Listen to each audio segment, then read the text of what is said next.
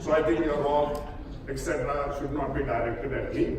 I've got 30 minutes. I'll try and wrap this up in about 22, 23 minutes.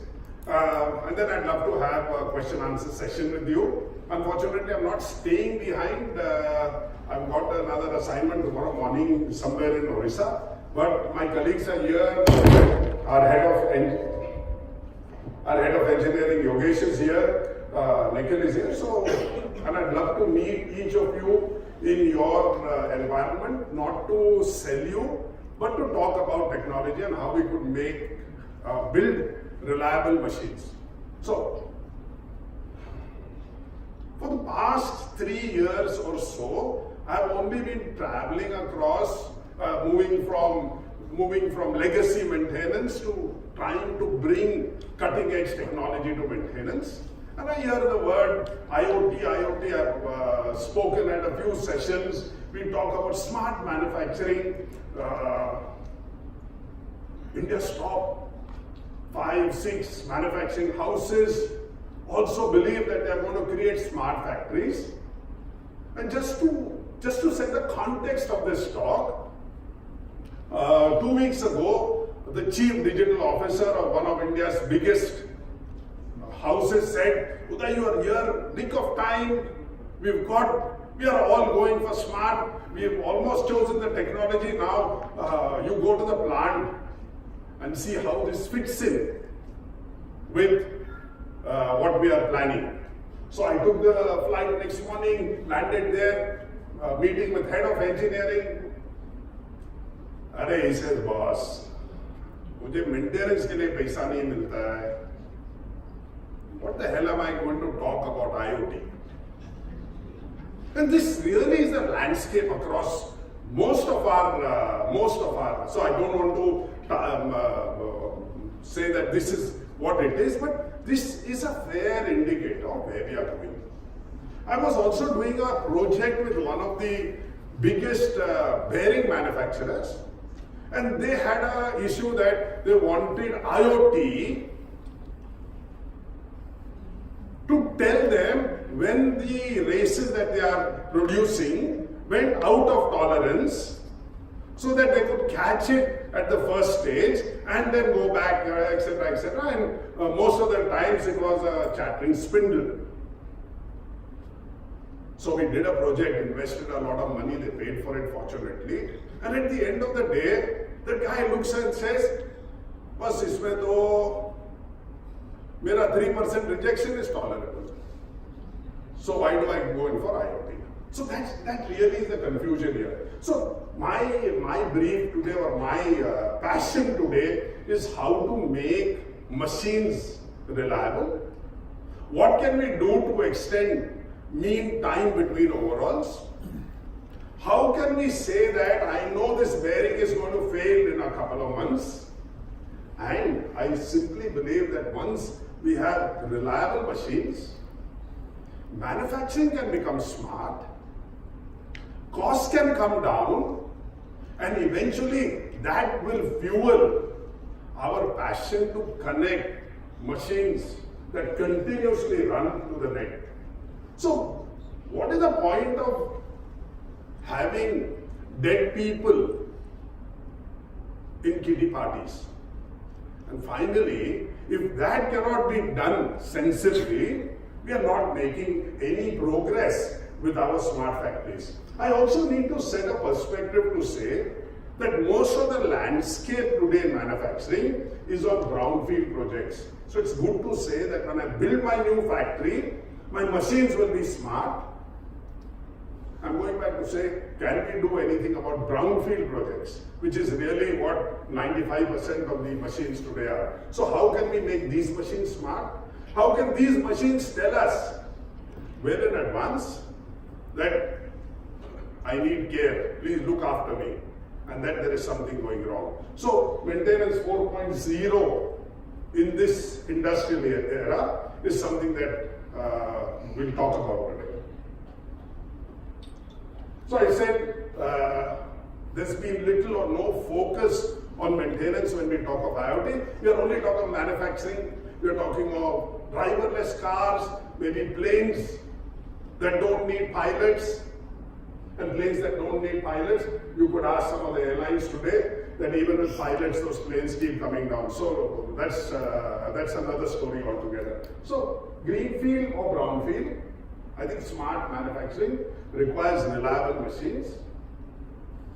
At Neptunus, we believe that there is a smarter way to do maintenance. So whatever you're doing today, there is something that you can do smarter. And the idea is eventually to prevent breakdowns.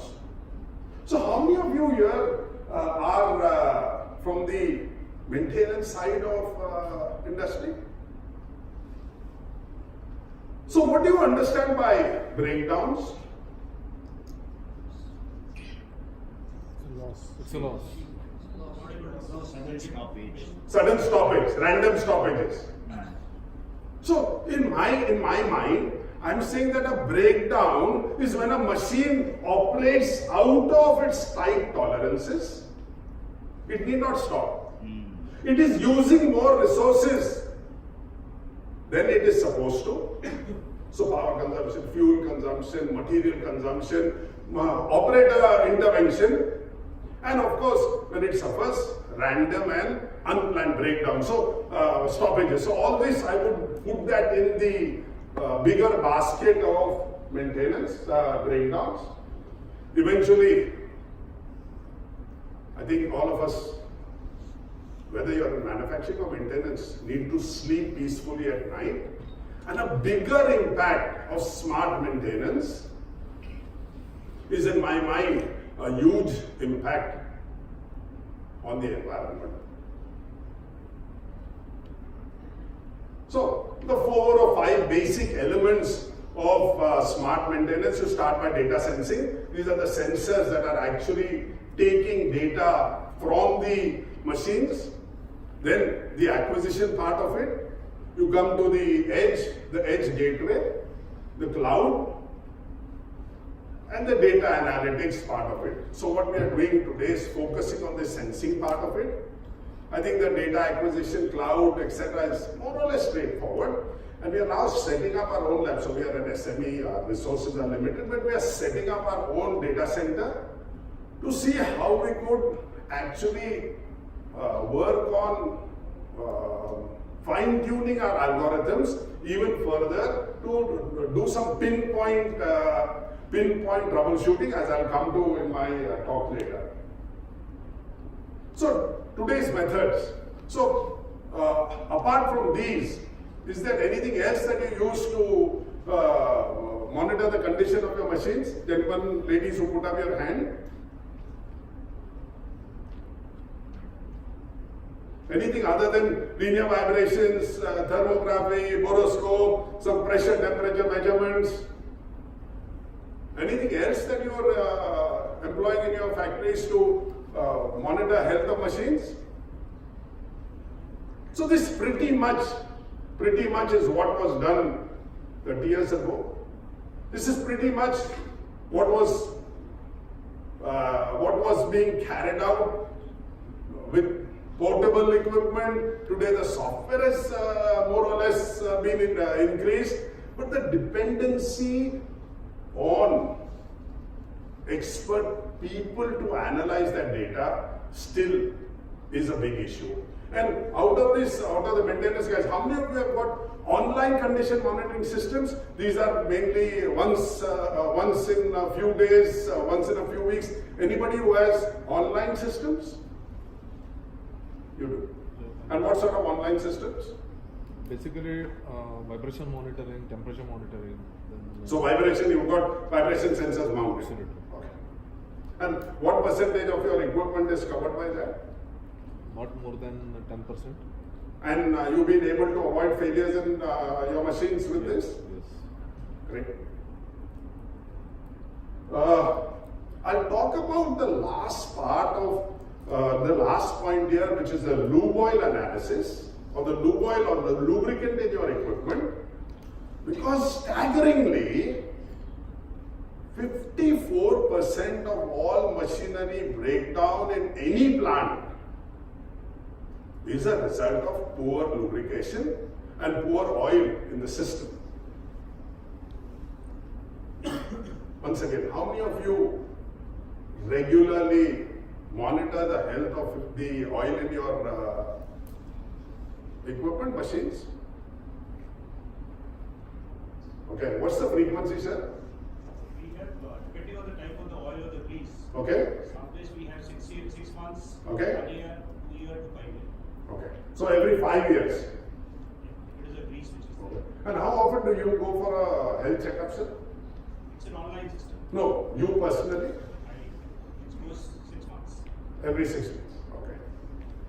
I just putting a correlation because I believe that looking at your oil is as good as looking at the blood in your system. And why would anybody want to do it every 5 years when you should be doing it online? That's my submission to you.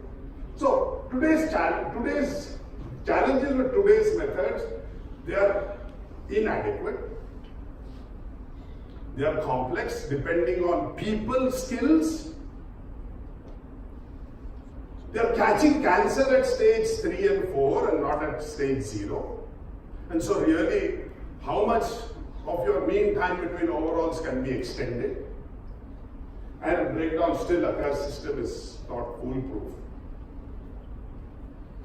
And so I will talk today about the 2 pillars that I wish to leverage today is oil and torsional vibrations. So I was talking to Mahesh this morning. Mahesh got excited about torsional vibrations. I believe all your cars do torsional vibrations, Mahesh. But that is only to understand the crankshaft stability. We are then talking of taking torsional vibrations to tell you the state of any rotating machine. And ladies and gentlemen, I can assure you that this technology is the only one of its kind in the world today. I think we are 3 or 4 years ahead of the curve, and it requires a very brave person to make such a statement, and I am not brave. So, let me start with oil. And I do believe that if we spend next to nothing, and if we can just take care of this, we would avoid at least half the breakdowns that occur in our machines. So the oil pyramid is something that I think most maintenance people would have seen. But what I'm trying to impress upon you is that 90% of your particles in oil are below 5 microns. These particles are never filtered by your online filters. They run around in the system, free to run amok, and it's like leaving an elephant in a china shop. When I went to college, they taught me that the size of your filter, the size of particle should be the size of your, should be the size of the clearances. If the rubbish can go through your clearances, you are safe. No more. Tribology tells us today that these 90% of the particles which don't get your notice are the ones that cause oxidation, acids, sludge, and all the other rubbish in your oil system. They reduce the wear, or they reduce the load-bearing ability of the oil and cause accelerated wear. So this is something that is not looked at. I'm a big believer in bypass oil filtration systems, but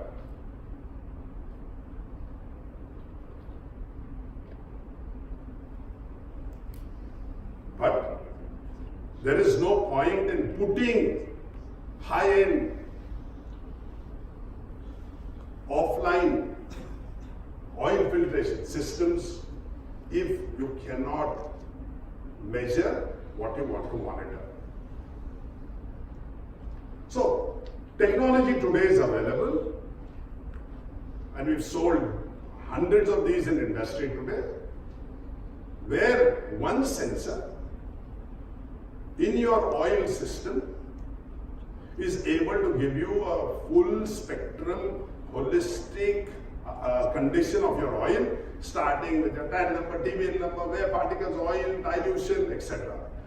We are moving now from a state of saying that I'm going to depend on somebody to withdraw samples as and when required, and the whole system, the whole ecosystem about withdrawing a sample and getting an analysis is outdated. So our oil technology is real time online. It's a machine side display, so the operator knows the condition of the equipment.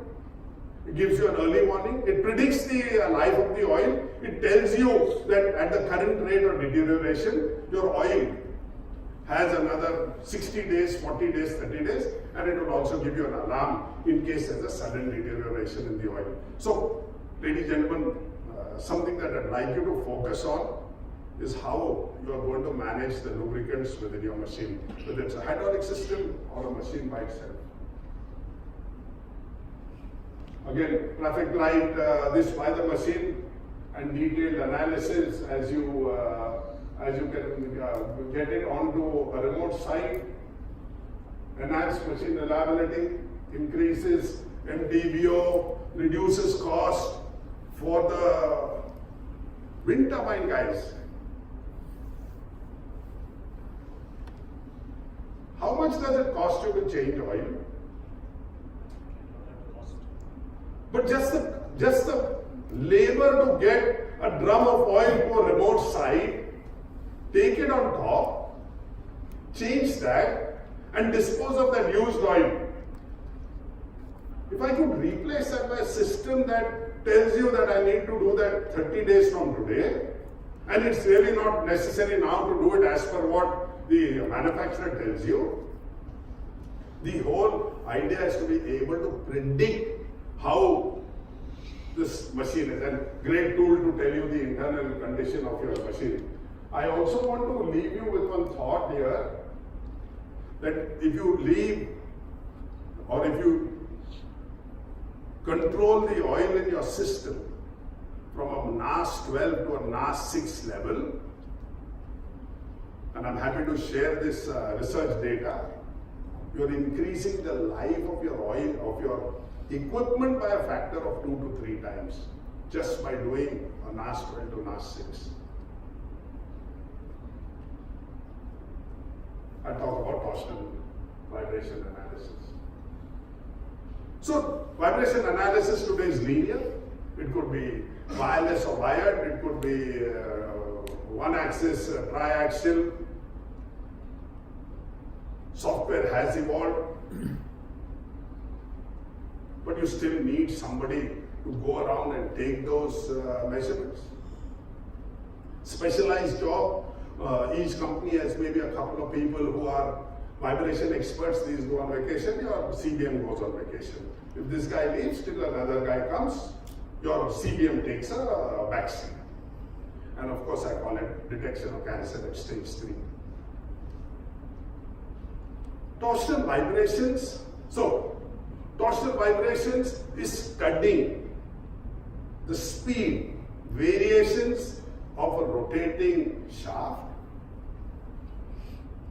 using simple non-contact speed sensors, typically 3,000 or 4,000 rupee speed sensor. And each of the possible defects in a machinery leaves its signature on the variation or the speed of the rotating shaft. That is what we try to understand through harmonics and through statistical computation to come to data specific to that particular machine. So it's non-invasive, very easy to use, does not require a specialized vibration expert. Any fitter mechanic should be able to install this system. Data is available, which is already processed. So I just talked about it, statistical mathematical computation by algorithms. So for those of you who are interested in the theory, every rotating shaft has a carrier frequency or what we call the theoretical frequency. The speed sensor measures the actual frequency. The difference is subjected to a Hilbert transform, and you get here what you get for linear vibration. So displacement, acceleration, velocity.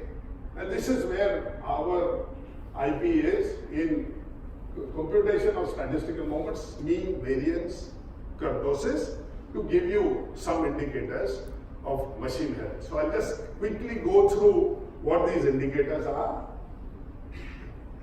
So, motors, alternators. What we install is one speed sensor here. What data it gives you now, and this is the data which is on the equipment side. You can take this via a remote to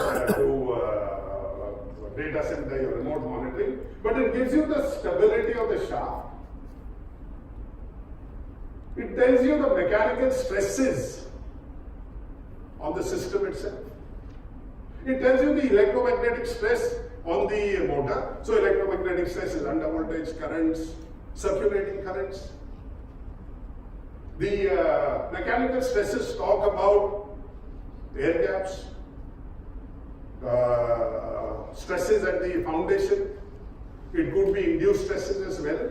And of course, bearing failures could be the condition of the bearing itself, or stresses, temporary stresses on the bearing, which could be due to misalignment.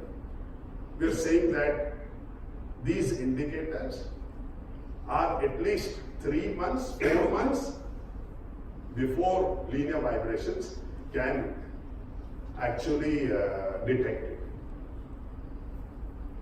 So, in a simple bearing diagnostics, and we use this a lot for gearboxes, it tells you the bearing damage and it tells you the stability of the system itself.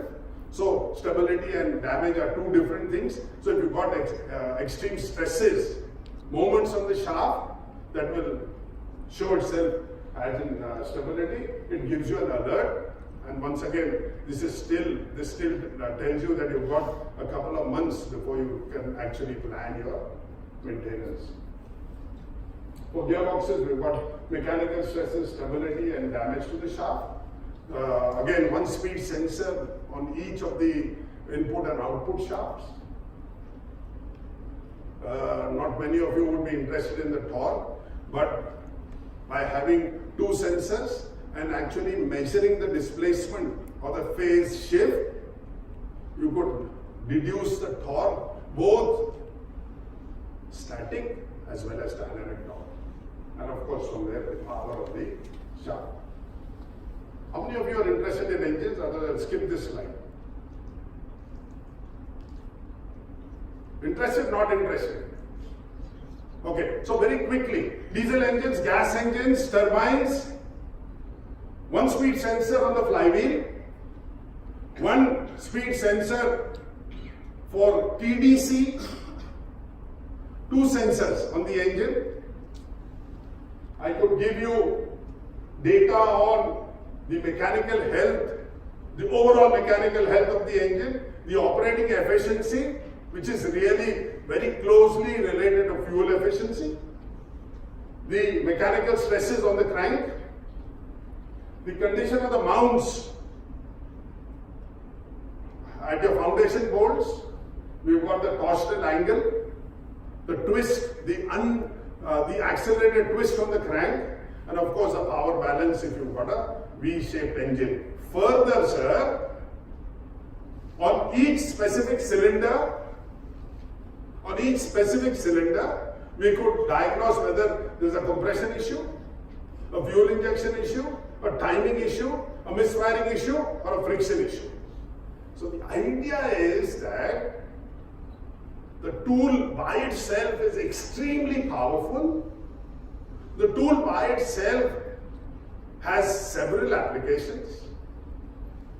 It's not a standalone tool, so we would still use it with some of the older or the legacy methods, but essentially use of torsional vibrations, what we are saying would be the next big leap at the sensing part of industry tomorrow. So the impact, non-invasive, power of simplicity, power in the hands of the operator, benefits of high technology, advanced diagnostics, early warning systems, real time, reduce cost.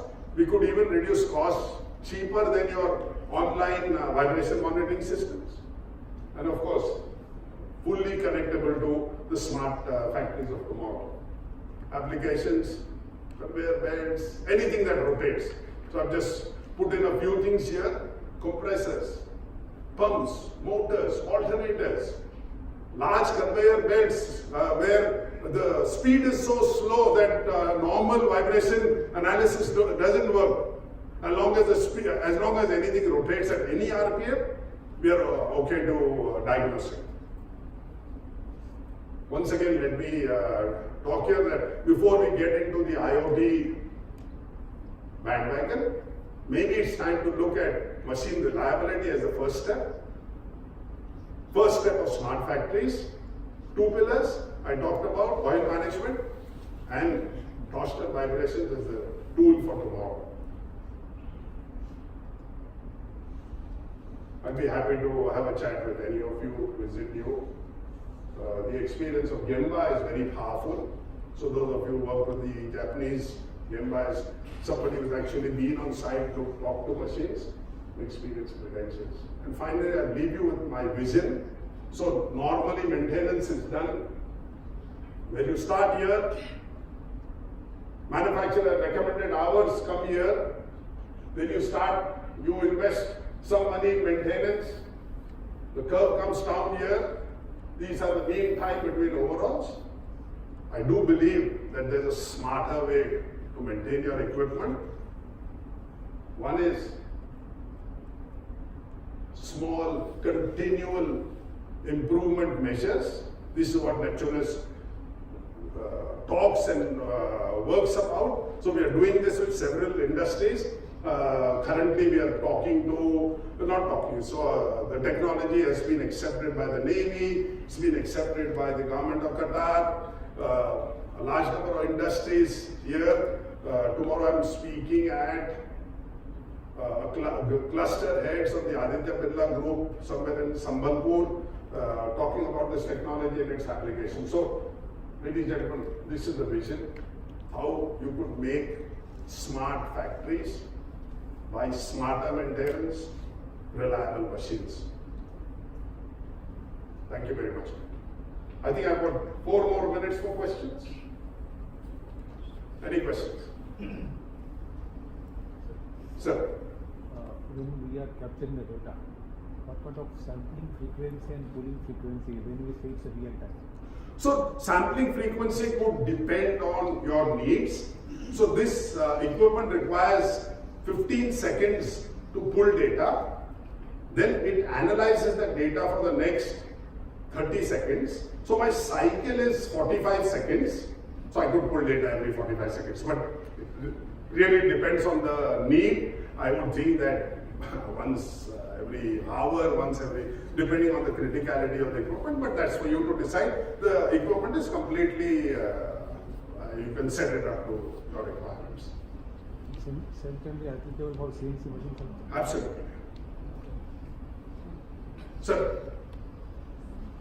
Regarding the oil analysis, what you have explained, what do you measure viscosity and pressure and temperature, and whether any automobile industry has started using it, because the four-wheelers do not have such facility if they can adopt this type of sensor, because the four-wheeler normally ask to just change the oil without, and we don't know what is they are checking and whether they have changed the oil really. So I don't know if this can help the citizen. So at the moment, OEMs are very prone not to accept this technology. And I represent at least a few OEMs, so I'm in that same bracket of people who are guilty of not wanting you to save money on maintenance. OEMs don't make money in selling you machines. They make money in selling you spares. That's a reality. But the fact is that a lot of large earth moving equipment where where the oil sum could be 100, 130, 140 liters, do use this. We've not really taken this technology to car users, but a lot of it is being used in automobile industry when they are on the testing platforms, etc. So in the manufacturing, they're using this.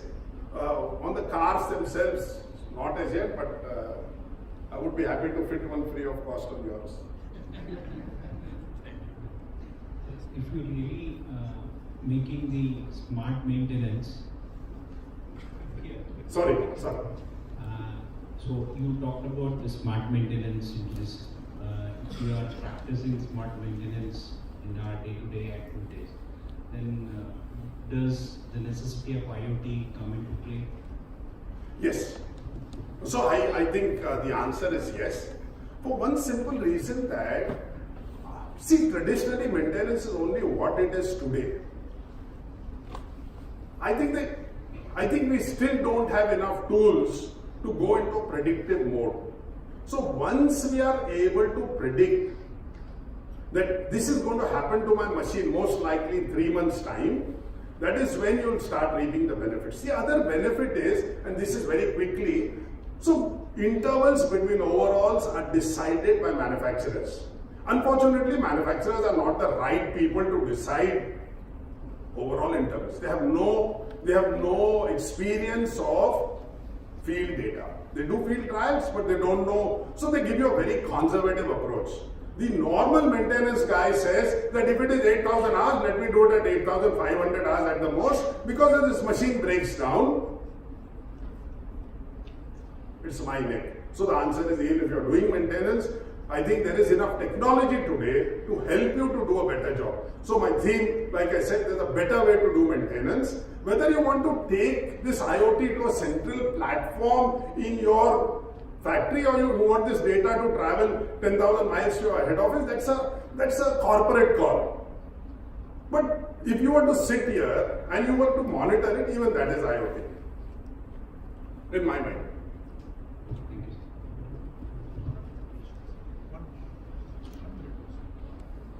One final question, anybody?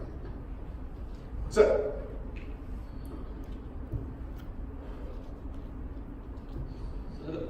In case of non-rotating machines, for example, forging presses are there.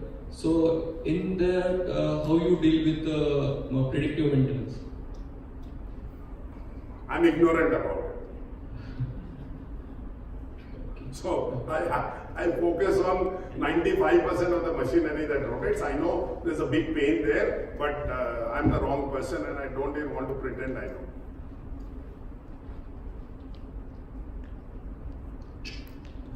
All right, ladies and gentlemen, I guess Thank that's you very it for much. questions and Namaskar. answers. Give a round of applause.